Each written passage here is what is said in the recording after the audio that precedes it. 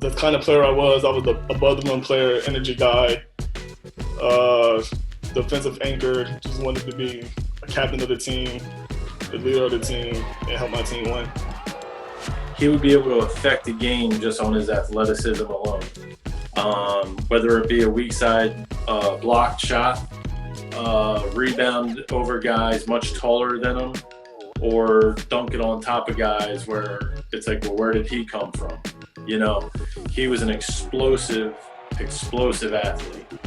Going into my junior year, I wanted to be on like a first team All-State because I was just coming off a second team All-State that year and first team All-Conference. So I wanted to be an All-State player, and also I wanted to win. I wanted the team to win the championship.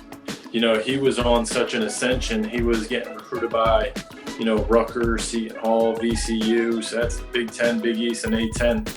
You know, and I think he would have only ascended and had probably everybody in those conferences recruiting him. I think he was trending to be a high major recruit.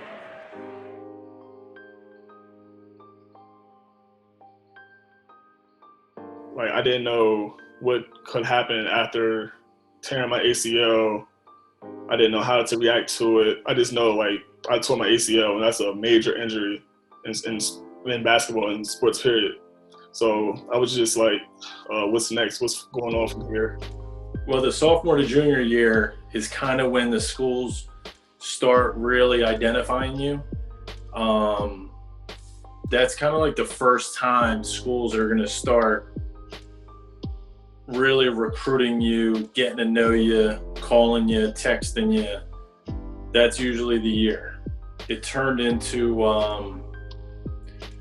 we love him, but we want to see how he rebounds from the injury. His AAU coaches, who I've known for probably 10 years or so, Rob Brown and Aaron Burt, both spoke really, really highly of him. They both said, no, Mike, he's not only a great kid, he's a really good player, and you should recruit him. He's going to be under the radar because of these injuries.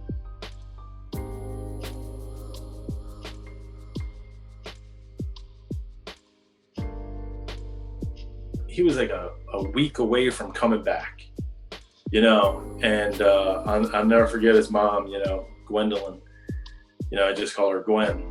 She called me and she's like, hey, Rob, Kvonn's not going to come to practice today. He's got a little bit of a strep throat or something. He must have picked something up, and, you know, whatever, and he's coughing up pretty bad, and he's just not going to come to practice. And it's like, man, you know, we wanted to see him, you know what I mean, because now he got cleared to play. The doctor told me that at the strep throat, it ate at the knee and it ate up 60% of the graft that was in there. Yeah. So at that point, it was basically nothing was there. I had two decisions. It was either to get the surgery or I could play my senior year. But if I played my senior year, I could risk a more serious injury. So me and my mom, my family, we decided to get the surgery.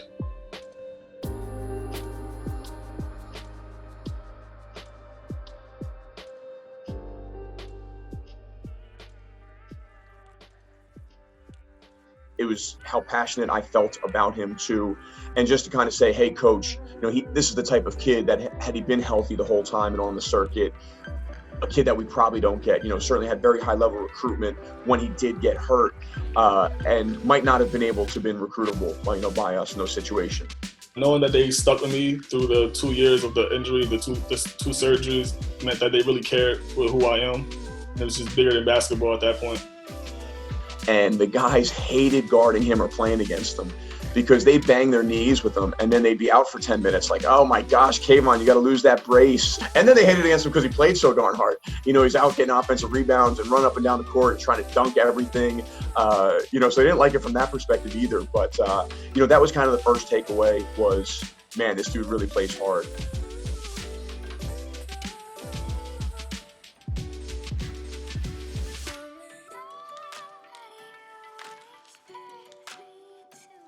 You know, I definitely thought about it that day and, you know, seeing him, and I said, hey, we're finally here. You know, I remember seeing him out at the rack and we're on the court there in warm-ups. I said, we got here, man. I mean, the first injury is bad enough for an athlete.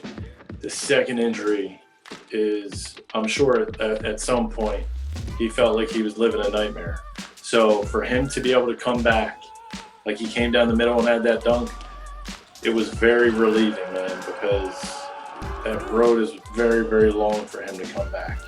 It was just a very big moment in my life, knowing that I sat out for 2 years, three seasons probably. It was just a blessing to be able to suit up and get back on the court and do what I love to do. It really only took one, and it was the right spots for him. So that was great. You know, it just takes one, and then just the ability to get through all those injuries, going through the surgery again, being away from basketball that long. It was just something I always wanted to do. For like my 8th grade year, I set my mind to I want to be a Division I basketball player, and this is what I want to do.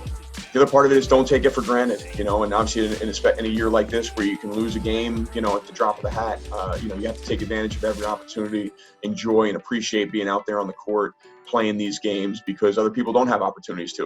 And then for a guy like that who's hurt, you know, for a long time and without the game, you know, you got to appreciate every time you step out there.